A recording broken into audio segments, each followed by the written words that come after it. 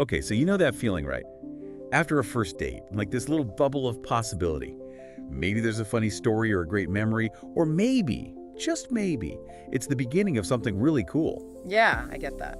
Well, today we're going deeper than just having great first dates. We're going to look at how to share those experiences in a way that really connects, especially if you're speaking English. Oh, that's good. And we've got this guide here. It's all about sharing those first date stories. So basically, we're going to unpack the best tips to help you not only think back on those dates, but also find the words and really connect with people through your stories. I like it. It's about taking something personal, maybe even a little private, and turning it into something you can share, something meaningful, and using English to do that. Well, that opens up a whole world of connection, doesn't it? It's a way to understand yourself better, process those feelings, and build real connections. Right.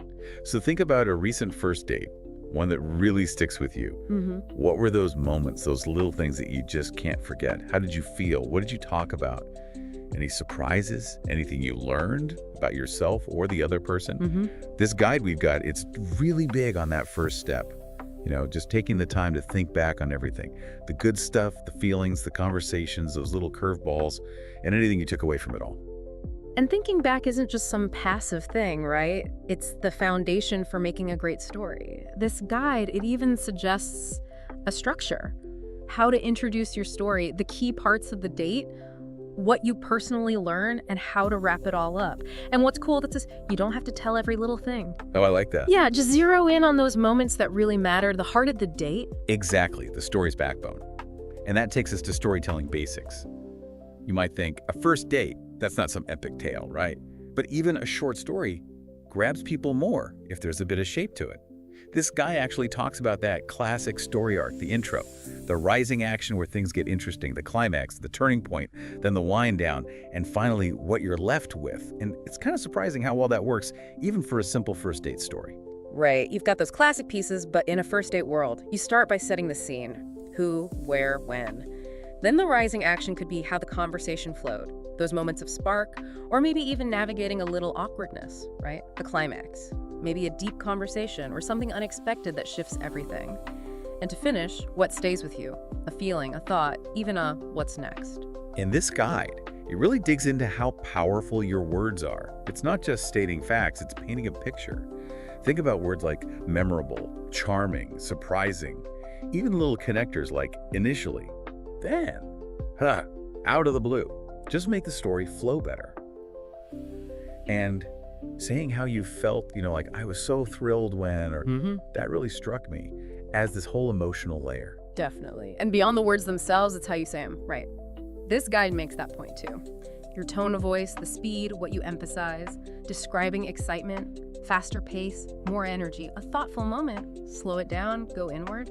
It's like your voice adds another dimension to the emotional ups and downs of the date. Okay, so how do you actually build these stories? This guide we have, it's all about a strong start. It's just jumping right in with the where and when. So you'd say, last Tuesday evening, I met Sarah at this cozy little bookstore cafe. It just pulls you in, right? Then capture that first impression. The moment I saw Sarah walk in, I was immediately struck by her warm smile. It sets the stage. Yeah, that initial scene is huge. It really makes you feel like you're there. This guide is all about vivid details. Hit those senses, right? Instead of it was a cafe, say, imagine the low light of the cafe, casting these long, soft shadows across the tables, the gentle murmur of conversations in the background, and the rich aroma of freshly brewed coffee hanging in the air. It pulls the listener right in. Right into the moment. Then introduce the people, right? Not a whole life story, just a quick sketch of you and your date, maybe a personality trait or two, a first impression. You could say, I was a bit nervous, but also excited because we'd had some really fun exchanges online, and Liam, with his easygoing laughter and thoughtful questions, immediately put me at ease.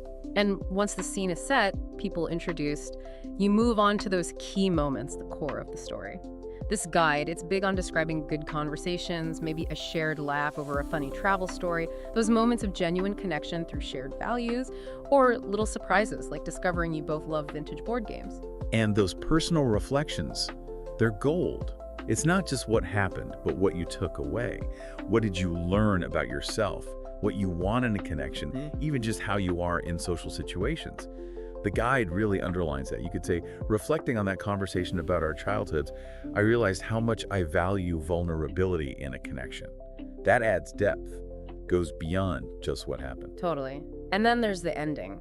This resource, it talks about closing with your overall feeling or lingering thought, maybe even a hint at what's next. Something like, I left the evening feeling really optimistic and excited to see where things might go. It wraps things up and leaves a lasting impression. But just recounting the events, that doesn't always hook people, right? And that's where this guide is so cool. It gives techniques to really grab your audience.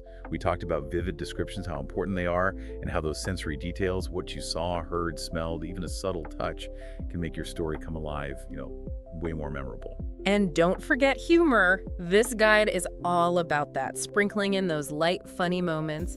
Even a little self-deprecating humor, it makes you relatable. You know that story about accidentally ordering the spiciest dish on the menu and cracking up about it together? Instant connection. For sure. But there's also balance, right? This guide talks about that too. Balancing the interesting details with keeping it short. Give enough to create the picture, but don't get bogged down in stuff that doesn't really matter. Stay focused on what made the date truly memorable. And those transition phrases, they're super handy here. Moving on from that, a little later, Yeah. the next thing I knew, Yeah. they keep the story moving, so it's not just a bunch of random events. Right. Now, this guide's got some things to avoid so we can all nail those first date stories. Like, don't exaggerate, but also don't downplay the important stuff. Find that sweet spot of honesty and authenticity. What's interesting is that it warns about adding things that don't belong. It's easy to go off on a tangent, like about something funny that happened on the way to the date, but if it doesn't tie into the actual date, maybe skip it. Keeps your listener engaged. Oh, and this is huge. Don't be monotone. Even the most amazing date falls flat if you tell it in a boring voice.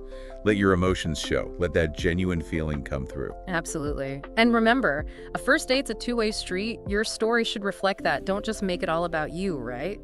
Acknowledge the other person, their part in the date. So how do we actually get better at this storytelling thing? This guide suggests practicing out loud, like actually hearing yourself tell the story. It helps catch clunky phrases or places where you need more detail. It even says to record yourself and listen back, see how you sound. And getting feedback from a friend you trust, that can give you a whole new perspective. And to really see how this all works in action, this guide has insights from different kinds of first date stories. Maybe a casual coffee that turned into something special, a fancy dinner with a plot twist, even an adventurous date like hiking. It's a cool way to see how these principles apply to all sorts of experiences. Okay, so we've really gone deep on how to share those first date stories, especially in English.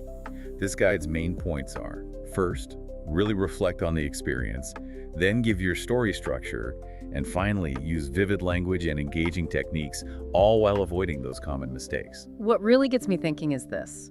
Your next chance to share a memorable experience, any experience, not just a date, what was that peak moment for you? How can you use those sensory details, what you saw, heard, felt, to really take your audience there to that heart of the story so they connect with it? That's it. Storytelling isn't just listing events. It's a way to connect with yourself as you think back and with others as you share those unique pieces of your life. It's making those first date memories, all those memorable experiences last beyond just our own minds. Absolutely. And that's it for our deep dive. Until next time.